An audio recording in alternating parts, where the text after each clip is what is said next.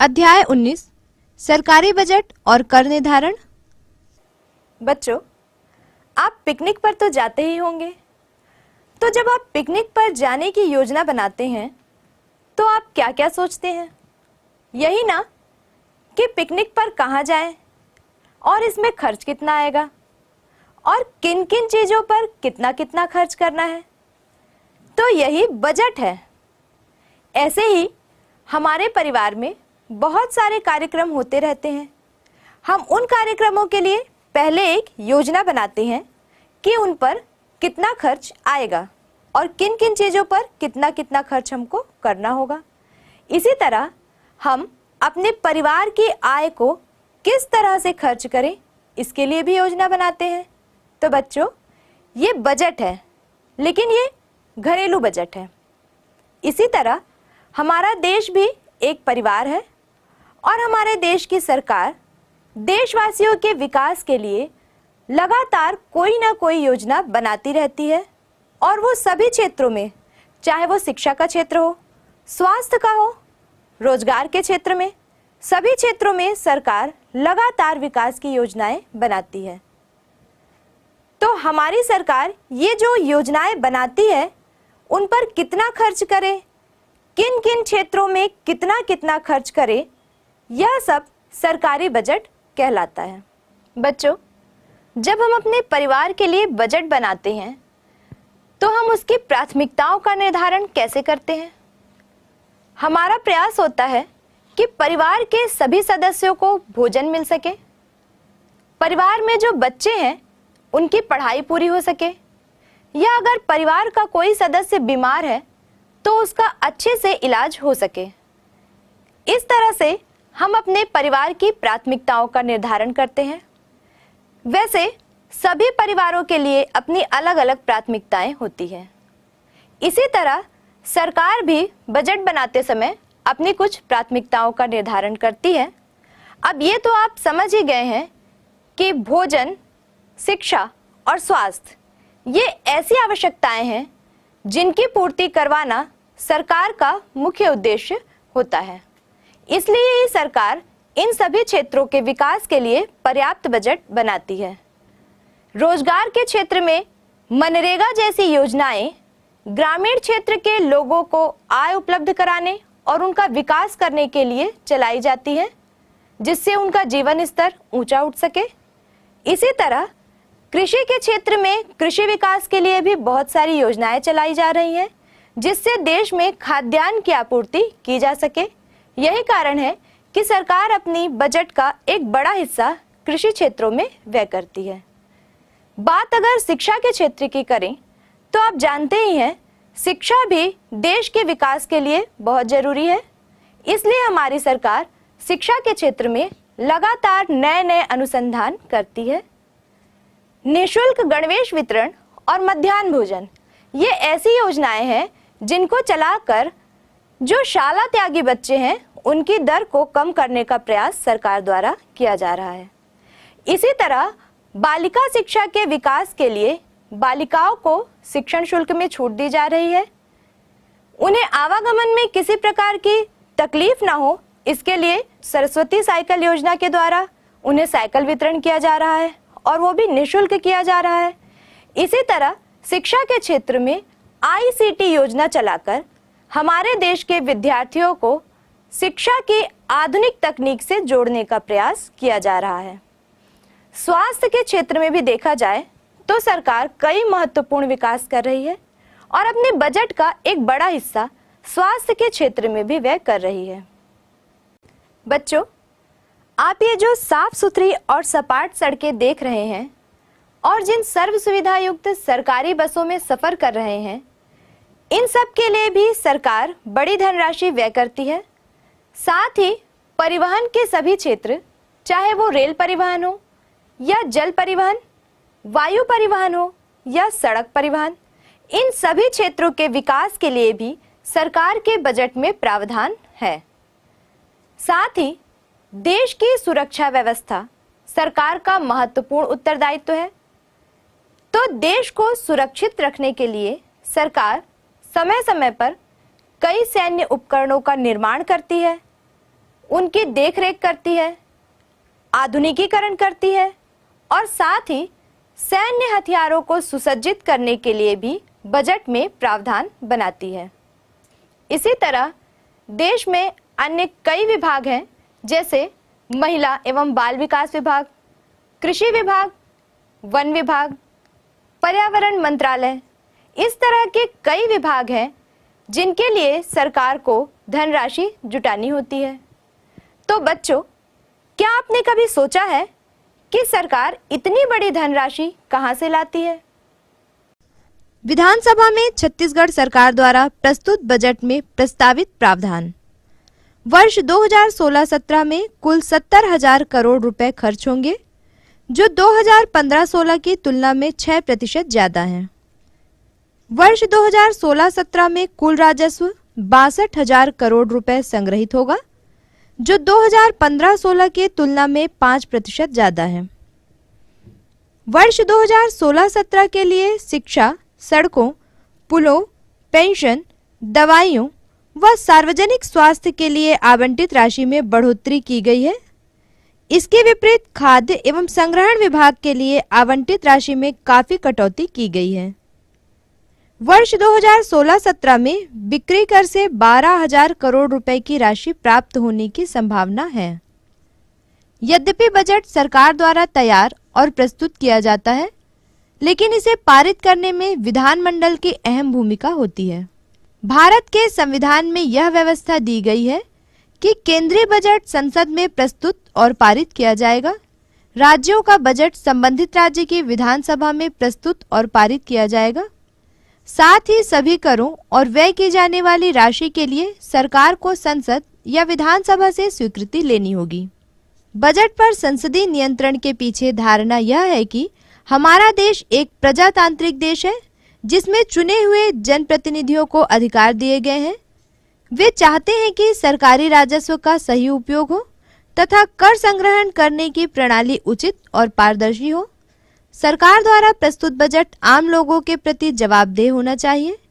इसके साथ ही लोक कल्याणकारी तथा देश की जनता की अपेक्षाओं के अनुरूप हो।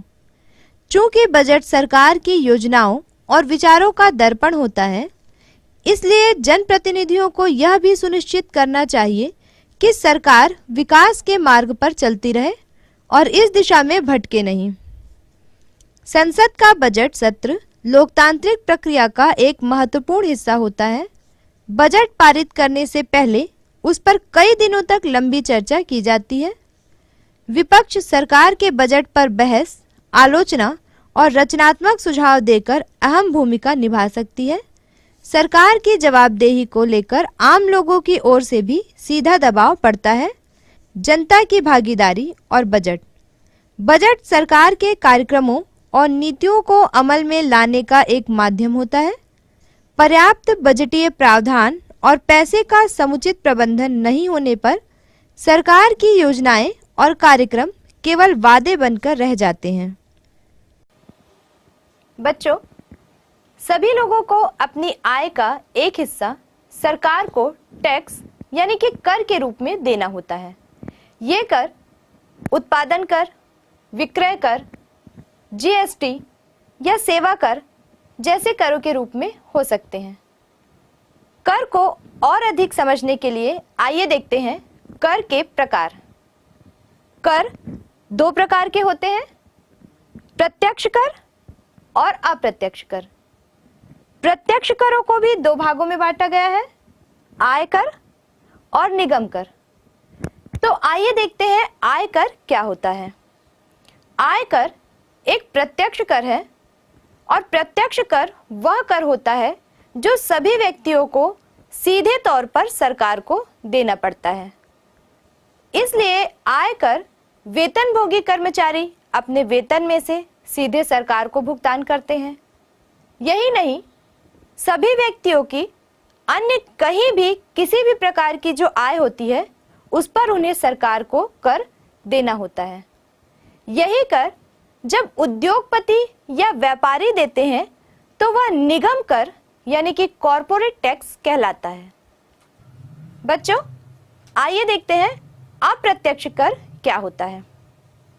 बच्चों, जब आप कोई सामान खरीदते होंगे तो आप देखते होंगे कि उस सामान के डिब्बे पर MRP मैक्सिमम रिटेल प्राइस लिखा हुआ होता है, लेकिन साथ ही सभी करों सहित यह शब्द भी लिखा होता है। इसका अर्थ क्या है? इसका अर्थ यह है कि आप जिस वस्तु को खरीद रहे हैं उसके मूल्य में कर की राशि जुड़ी हुई है, यानी कि आप अप्रत्यक्ष रूप से सरकार को कर दे रहे हैं।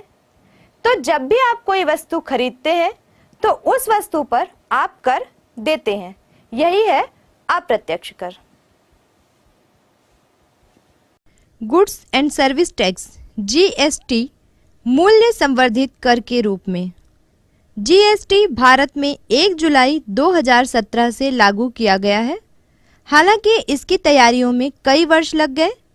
इसके पूर्व हमारे देश में कई प्रकार के अप्रत्यक्ष कर लगाए जाते थे, जैसे वस्तुओं के उत्पादन पर उत्पाद शुल्क लिया जाता था, सामान की बिक्री पर बिक्री कर लगाया जाता था, सेवा कर जैसे मोबाइल सेवा, रेस्तरां सेवा आदि की बिक्री पर सेवा शुल्क लिया जाता था।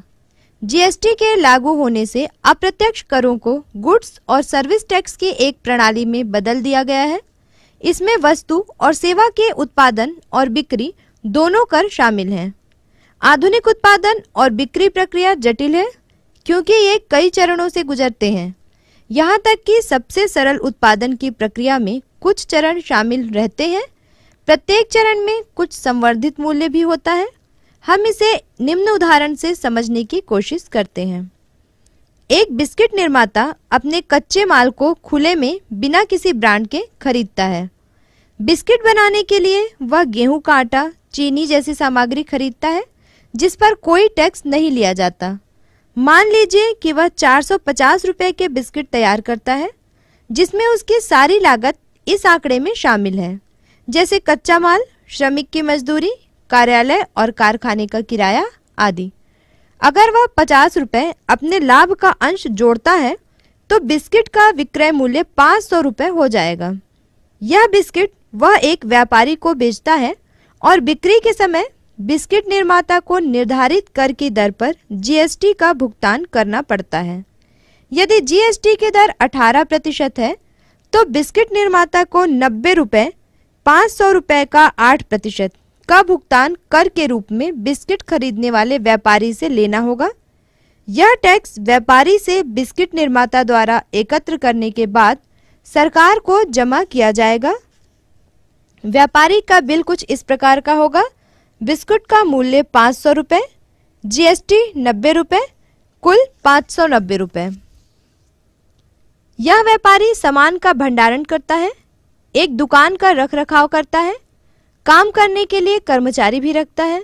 वह इन बिस्कुट को एक खुदरा दुकानदार को 700 रुपये में बेचता है। इस रकम में उसकी सभी लागत और लाभ शामिल है। 700 रुपये को उसका अंतिम मूल्य माना जा सकता है। 18% GST पर उसे 126 रुपये GST यानी 700 का 18% के रूप में भुगतान करना चाहिए। याद कीजिए, व्यापारी ने बिस्किट निर्माता से बिस्किट खरीदते समय पहले ही 90 रुपये GST के रूप में चुकाए हैं, इसलिए कर के रूप में पहले से भुगतान किए गए 90 रुपये को इस 126 रुपये में से कम कर दिया जाएगा और बाकी का भुगतान 126 माइनस 90 बराबर 36 रुपये व्यापारी को करना होगा। उसको भुगतान में से 90 रुपये का श्रेय मिलेगा जो उसने खरीदते समय निर्माता को भुगतान किया। इसे इनपुट टैक्स क्रेडिट भी कहा जाता है। 3 चीजें यहाँ उल्लेखनीय हैं। किसी भी सामान पर संवर्धित कर प्रणाली के तहत भुगतान किया जाने वाला टैक्स कम होता है क्योंकि इनपुट पर दोबारा टैक्स नहीं देना पड़ता। GST के तहत कीमत में टैक्स कम होने की उम्मीद बनती है। GST में बिलों यानी चालान की महत्वपूर्ण भूमिका है। यह सबूत प्रदान करता है कि खरीदार ने इनपुट पर GST का भुगतान किया है या नहीं। हमारे व्यापारी वाले उदाहरण में जब तक वह अपनी खरीद का सबूत प्रस्तुत नहीं करता है, उसे सरकार को कर के भुगतान के रूप में 36 रुपये की जगह 126 रुपये देने होंगे। इस तरह वह बिस्किट निर्माता से बिल देने की शर्त पर ही बिस्किट खरीदेगा। इसी तरह खुदरा स्टोर मालिक पहले से भुगतान किए गए करों को दिखाने के लिए व्यापारी से एक बिल मांगना याद रखेगा।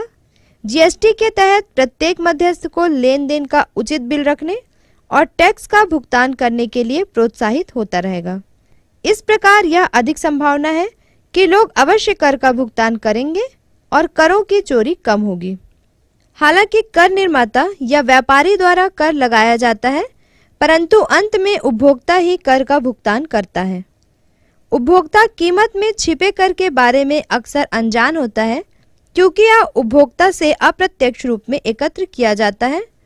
निर्माता और व्यापारी टैक्स एकत्रित करते हैं और सरकार के पास जमा करते हैं। जीएसटी की पारदर्शी प्रणाली के कुछ अन्य फायदे भी हैं।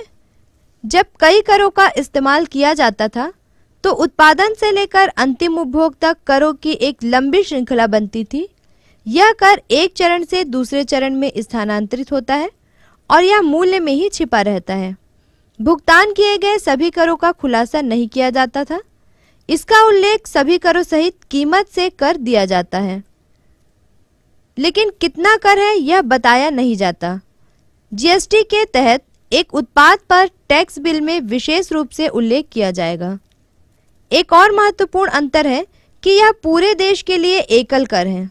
जीएसटी के तहत वस्तुओं और सेवाओं में देश भर में कर की दर समान होती है, चाहे वह फैक्ट्री के बगल में बेचा जाता है जहां यह उत्पादन किया जाता है, या हजारों किलोमीटर दूर, कर शुल्क एक ही लगाया जाएगा। इससे पहले राज्यों में टैक्स की दर भिन्न भिन्न होती थी। दवाइयाँ या मोटरसाइकिल एक राज्य से दूसरे की तुलना में सस्ते थे। नतीजतन राज्यों के बीच अवांछनीय प्रतियोगिता थी, जिसमें उद्योग और व्यापार एक राज्य से दूसरे राज्य में पलायन किया करते थे। आवश्यक टैक्स का भुगतान किए बिना कई लोग एक राज्य से दूसरे राज्य में माल की तस्करी करते थे।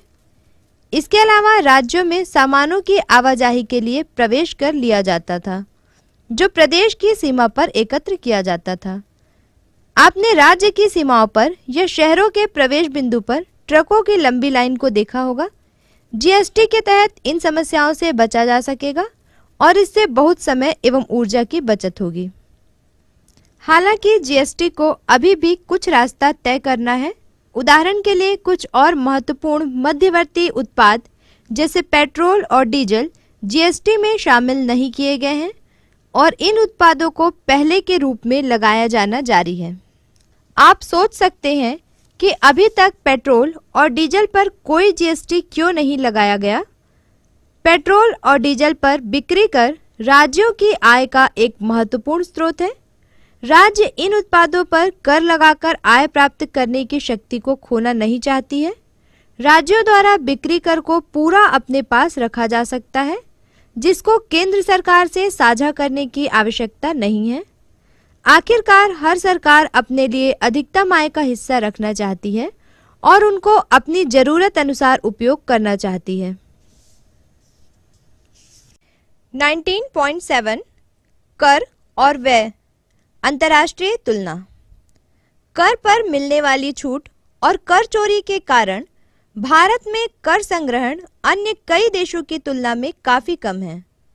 इसलिए भारत में कर संग्रहण के साथ साथ सरकार द्वारा किए जाने वाले खर्च भी कम है।